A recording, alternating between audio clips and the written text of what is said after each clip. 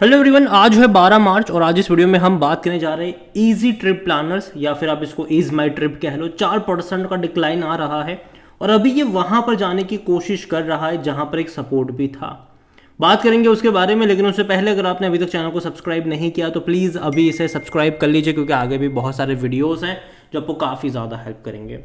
तो 44 रुपीज़ का शेयर है इजी ट्रिप प्लानर्स का। और आज एक्चुअली में बाजार में जो स्मॉल कैप और मिड कैप में अगर आप देखो तो भाई साहब गंदे तरीके से गिरावट देखने को मिल रही है और यहाँ पर भी 4% का डिक्लाइन है।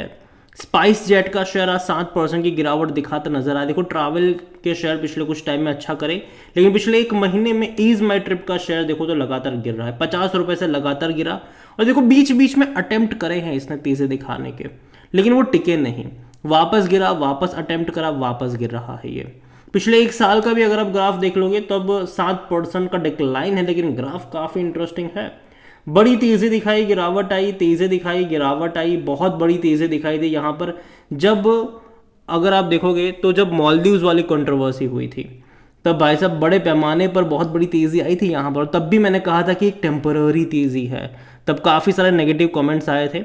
लेकिन मुझे लगता है कि देखो कंपनी अगर आप देखोगे तो एक प्राइस बैंड में अटका हुआ है यहाँ पर। अगर आप इसका ग्राफ देखोगे तो जब भी ये 45 से 50 के रेंज में जाने की कोशिश करता है, एक प्रॉफिट टेकिंग कह लो कि वो देखने को मिल जाती है। लेकिन जब भी वो 40 से नीचे होता है, 35 से 40 रुपए का लेवल जब भी आता है, एक बाइंग इंटरेस्ट जनरेट होता है, खरीदारी देखने को मिल जाती है। अगर यहाँ से ये और फर्दर डिक्लाइन दिखाता है, 40 के नीचे जाता है, तो कहीं ना कहीं वो लेवल अट्रैक्टिव बन जाएगा। और मैं इसको स्विंग ट्रेड के लिए ही प्ले कर रहा हूं अभी के टाइम में। मैं मानता हूं कि लॉन्ग टर्म में कंपनी ने बहुत सारे प्रॉमिस करे हुए हैं, चाहे वो बीच में तेज़ी आई थी। जब ये तेज़ी आई थी तो ये थे कि भैया अयोध्या का भी था, ठीक है, ये जो कंट्रोवर्सी थी मालदीव्स वाली वो तो थी ही। उसके बाद लक्षद्वीप को जो इंडिया प्रमोट कर रहा था उसके चलते एक बहुत बड़ी तेज़ी भी हम यहाँ पर एक्सपेक्ट कर रहे थे, वो भी देखने को मिली। उसके बाद जब इन्होंने अनाउंसमेंट करा कि भाई साहब अयोध्या में 5 स्टार होटल बनने जा रहा है राम मंदिर के दौरान, तो इसने भी कहीं ना कहीं इनको हेल्प करा शेयर में तेज़ी लाने को। तब भी मैंने कहा था कि गिरावट आएगी, क्योंकि देखो 45 से 50 का जो लेवल है वो मुझे उतना अट्रैक्टिव नहीं लगता है। ये मैं पहले भी बोल चुका हूँ, मैं पहले भी बोल चुका हूँ कि वहाँ से प्रॉफिट टेकिंग आएगी। हालांकि बाजार ऑलरेडी बहुत बड़ी गंदी की तरीके से गिर रहा है, तो वो भी एक जिम्मेदार है यहाँ पर गिरावट के। ऐसा नहीं है कि मतलब यहाँ पर गिरावट कोई और तरीके से आई है। यहाँ पर अगर आप देखोगे तो ईज माई ट्रिप जो है वो एक ऑनलाइन ट्रैवल प्लेटफॉर्म है, और अगर वो 5 स्टार होटल खोल रहे हैं अयोध्या में, जो कि अगेन एक अच्छी बात है। इसके अलावा रिसेंट एक अपडेट थी, और वो अपडेट थी क्रेडिट कार्ड को लेकर। इन्होंने पंजाब नेशनल बैंक के साथ को ब्रांडेड क्रेडिट जो जो क्रेडिट कार्ड है वो भी यहाँ पर लॉन्च करे हुए हैं, और जिसमें कई सारे ऑफर्स वगैरह है। जैसे कि भाई साहब आप जब वो क्रेडिट कार्ड लेते हो तो वेलकम गिफ्ट वाउचर मिलता है 3000 रुपयों का, अराउंड 300 रिवॉर्ड पॉइंट कह लो, जो कि एक्टिवेशन के लिए होते हैं। फिर अलग अलग चीज़ें होती है, जैसे कि अगर आप एलिजिबल होते हो, जो और डोमेस्टिक फ़्लाइट बुक करते हो उसके लिए 10% डिस्काउंट आपको मिल जाता है। इंटरनेशनल फ़्लाइट्स पर भी आपको 10% तक के डिस्काउंट्स मिल जाते हैं। 20% तक का डिस्काउंट आपको डोमेस्टिक होटल बुकिंग्स में देखने को मिल जाता है, और 20% का इंटरनेशनल, लेकिन अप टू यहाँ पर कि 5000 तक का ही होता है और 10,000 तक का भी होता है यहाँ पर। इसके अलावा अगर आप होटल बुकिंग के अलावा अगर आप बस वगैरह बुक करते हो तो भी एक फ्लैट डिस्काउंट वगैरह मिल जाता है। तो कई सारी चीज़ें हैं यहाँ पर। लेकिन अगर आप देखोगे तो भैया ऐसा तो है नहीं कि फ्री में मिल रहा है, नहीं। अगर आपको वेलकम वाउचर वगैरह मिल रहा है, एनुअल मेंटेनेंस फ़ी भी है, और वो फ़ी है 2000 रुपयों की फ़ी है यहाँ पर। वो फ़ी आपको तब पे नहीं करनी है जब मेंबरशिप का कॉस्ट जो है एनुअल वो 2000 रुपये का है, ठीक है। वो तब आपको माफ़ होता है जब आपकी साल की जो स्पेंडिंग है वो 1 लाख रुपए से ज़्यादा की हो, ठीक है।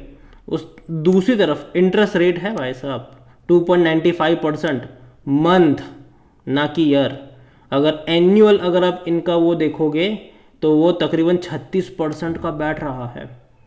और हालांकि फिर भी ये उतना अच्छा नहीं है, क्योंकि अगर आप इसको इसी के साथ देखो, ऐसा नहीं कि इन्होंने पहली बार लॉन्च करा, इससे पहले इन्होंने स्टैंडर्ड चार्टर बैंक के साथ लॉन्च करा है ये जून 2022 में, ये जो ईज माई ट्रिप ने, और उसकी एनुअल फीस 350 रुपये की थी। तो उससे अगर आप कंपेयर करो तो ये महंगा है, ये महंगा है, ठीक है। और स्टैंडर्ड चार्टर्ड बैंक में तो ये है कि भैया जो फीस है वो 50,000 रुपये की आपकी स्पेंडिंग होगी साल की, तो वेव ऑफ हो जाएगा वो भी।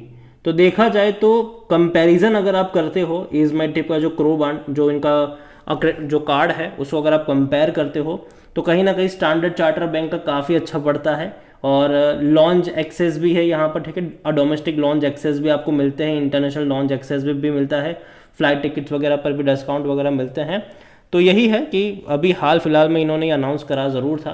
कंपनी के अगर आप वॉल्यूम्स देखोगे तो आज 1 करोड़ से भी ज़्यादा के शेयर्स ट्रेड होते नजर आए। कंपनी का अगर आप मार्केट कैप देखो तो 8,000 करोड़ के आसपास का इसका मार्केट कैप है। जो ऑल टाइम हाई था वो 73 रुपीज़ का था, लो था वो 10 रुपये के आसपास का था। इतना ही नहीं, अगर आप यहाँ पर देखोगे तो according to Moneycontrol user हर कोई कह रहा है खरीदारी करो, हर कोई। देखो अगर नॉर्मल डे होता तो चलो हम मान सकते थे, लेकिन अभी अगर आप देख रहे हो तो स्मॉल कैप और मिड कैप की जम के पिटाई हो रही है। और मैं पहले भी बोल चुका हूँ कि मैं एटलीस्ट 20% का डिक्लाइन एक्सपेक्ट करता हूँ, तब जाके मुझे शेयर अच्छा लगता है। और अगर आप 50 रुपये के लेवल से काउंट करते हो तो मुझे हालांकि 53 रुपीज़ तक भी गया था, अगर आप वहाँ से काउंट करते हो तो मैं ये मान के चल रहा हूँ कि एटलीस्ट 40 रुपये का लेवल मुझे कंफर्ट देता है। और जो चार्ट पैटर्न है वो भी वही लेवल सजेस्ट करता है। यहाँ पर कंपनी अगर आप देखो तो डिविडेंड भी पे करता है, ये छोटा सा ही सही, लेकिन 10 पैसा पर शेयर का पिछले साल पे करा था इसने। हालांकि कंपनी देखो आप देखने में लगेगा कि यार 44 रुपीज़ काफ़ी सस्ता है, लेकिन ऐसा है नहीं। सस्ता हुआ क्योंकि भाई साहब बोनस 2 बार बोनस दे दिया इसने एक ही साल में, 2 बार बोनस 2022 में। स्प्लिट भी हो गया उसी साल में, ये स्प्लिट भी हुआ था 2022 में। और यही वजह है कि आपको इसका प्राइस इतना सस्ता देखने को मिल रहा है। अगर ये नहीं हुआ होता तो आज भी इसका जो प्राइस है वो 300 रुपये के करीब होता।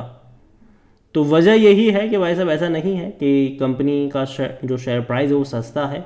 अगर आप यहाँ पर देखोगे वैल्यूएशन के हिसाब से तो 55 का पी रेशियो है, सेक्टर पी 62 का है, तो मैं इसको एवरेज कहूँगा।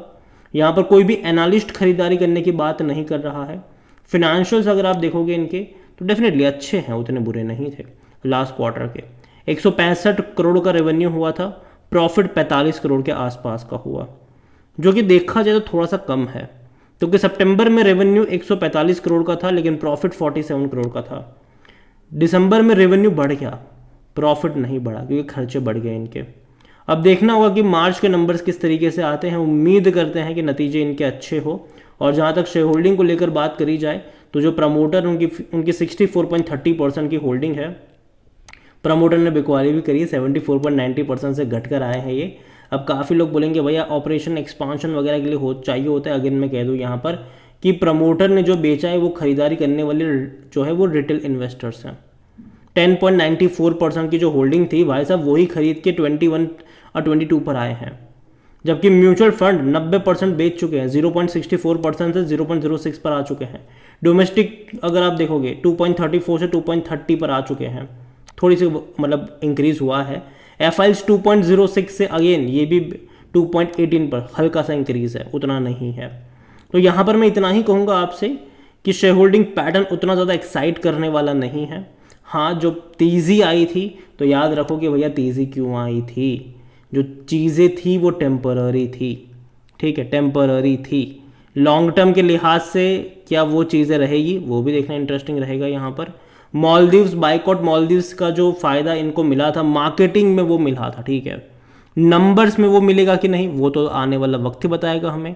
क्योंकि देखो मालदीव्स के इन्होंने ऑपरेशंस बंद करे थे, तो दूसरी तरफ लक्षद्वीप के बढ़े थे कि नहीं, अयोध्या में क्या था, क्योंकि देखो ये इकलौते प्लेयर नहीं है। इजी माई ट्रिप अगर आप देखोगे तो ये ऐसा स्पेस है जो बहुत ज़्यादा क्राउडेड, लेकिन अच्छी बात बताए इस कंपनी की कि ये प्रॉफिटेबल है। ये बहुत अच्छी बात है इस कंपनी की, लेकिन बहुत क्राउडेड स्पेस है ये, एक नहीं कई सारे प्लेयर्स हैं। पेटीएम देख लो, इवन अब तो भैया अदानी भी आ गए, ठीक है, अदानी वन बड़े दमदार तरीके से वो भी चल रहा है, डिस्काउंट वगैरह जो है वो भी बहुत बड़े पैमाने पर दे रहे हैं। यात्रा देख लो आप, यहाँ पर गोवा बीबो देख लो, मेक माई ट्रिप देख लो, बहुत सारे प्लेयर हैं, बहुत सारे प्लेयर यहाँ पर। और ऐसे में जो मार्जिन होते हैं वो बहुत छोटे मार्जिन होते हैं बुकिंग्स वगैरह पर। हाँ, हॉलीडे में ज़्यादा मार्जिन रहता है, जो बंडल वगैरह बेचते हैं ये वहाँ पे ज़्यादा मार्जिन इनके रहते हैं। लेकिन देखो अभी के लिए मैं इतना कहूँगा कि जहाँ पर कंफर्ट की बात करी जाए यहाँ पर कहीं पर एक सपोर्ट मुझे लगता नहीं है। और मैं इतना कहूँगा कि यहाँ पर ख़रीदारी के मौके तब बनेंगे जब ये 35 से 40 रुपये के बीच में होगा। स्विंग ट्रेड के जो मौके हैं वो बन सकते हैं यहाँ पर कि 35 से 40 के बीच में बाई करने का, 45 से 50 रुपये के आसपास बेच कर भाग जाने का। शॉर्ट टर्म के लिए मैं अभी भी मानता हूँ कि यही वाला ट्रेंड बरकरार रह सकता है, और ये मेरा पर्सनल ओपिनियन है। अगेन कोई बाय सेल रिकमेंडेशन नहीं है। ये वीडियो पसंद आया हो तो लाइक करें, शेयर करें। चैनल पर अगर पहली बार है तो प्लीज़ सब्सक्राइब करें, और इजी ट्रिप प्लानर्स के बारे में आप क्या सोचते हैं वो भी आप मुझे कमेंट में लिख के बता सकते हैं। Thank you.